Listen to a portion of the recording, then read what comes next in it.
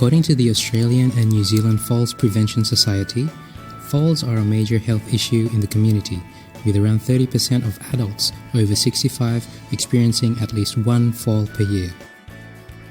This is set to increase as Australia's population ages, with the proportion of people aged over 65 is predicted to increase. With a stable incidence rate, the cost of falls is expected to rise to around $1.4 billion by 2051. Jennifer, a 70-year-old female who lives with her son in Sydney, suffers from fragility, sarcopenia and mild osteoporosis, hypertension, controlled diabetes, and minor visual impairment. She takes antihypertensives and anti-diabetic drugs, a total of 5 drugs, putting her under the risk of polypharmacy. In addition, she presents with urinary incontinence, but has not told anyone about this. Her speech is apparently preserved, though her memory is slightly deteriorating. Due to these health problems, she is at risk of falling. We aim to reduce fall severity among the elderly population by proposing the following intervention.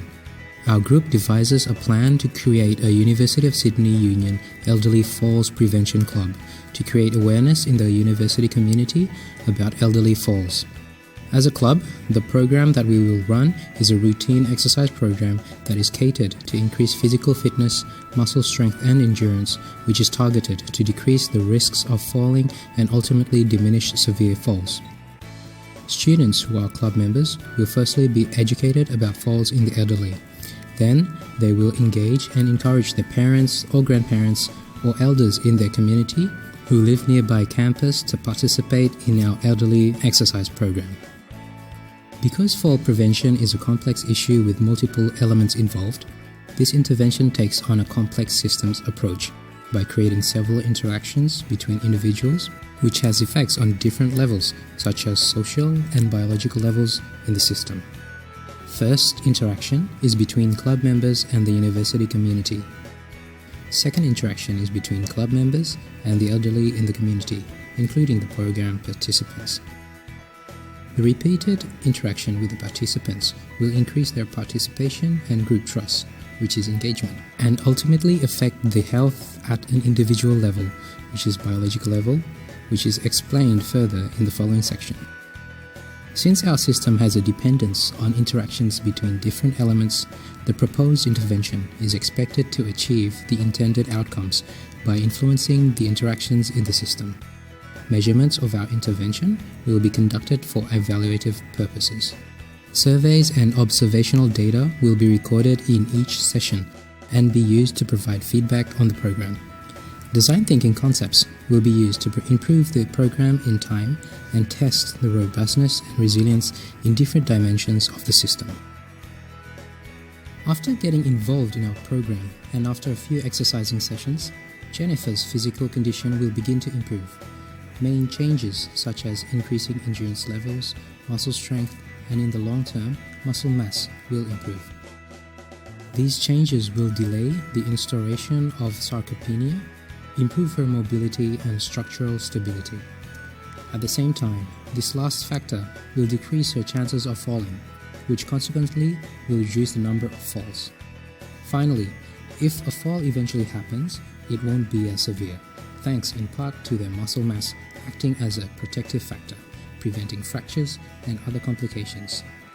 In the present, if Jennifer falls, she might not be able to get back on her feet by herself, putting her on risk of suffering from hypothermia or preventing her from calling for help.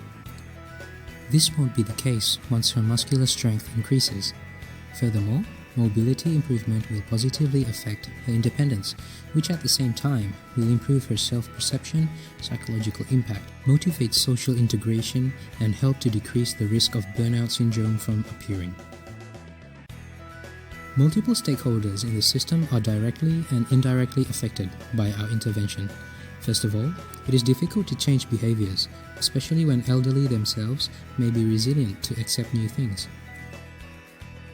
Secondly, family of elderly will be positively affected by our intervention due to the potential improvement of elderly's health conditions, thereby creating a lesser burden for the family. Thirdly, The improved physical activity of elders will influence government by potentially decreasing healthcare expenditure. By encouraging physical activity among elderly, healthcare professionals will be affected by the increased mobility of elderly. Professional organizations such as the medical device or pharmaceutical companies may also be positively affected by our intervention by having the opportunity to distribute samples of their products to participants. On the other hand, nursing facilities might work against us as elders are legally under their care. If accidents happen when elders are leaving the establishment or engaging in different activities during the intervention, these care facilities might be accountable for the injury. There are two risks associated with our intervention. By encouraging elderly to exercise, they will move more. One of the unintended consequences is the increase in their chance of falling. However, increased mobility has many benefits. One of the benefits is reducing structural instability, which reduces the severity of fall. At the same time, if elders are propense to develop foot ulcers and they become more active, they might develop this kind of injury more often, or worsen an already existing ulcer. The use of appropriate footwear could prevent this situation from happening. In conclusion, using system thinking, we have proposed to reduce the fall severity among elderly by implementing an exercise program through an elderly falls prevention club.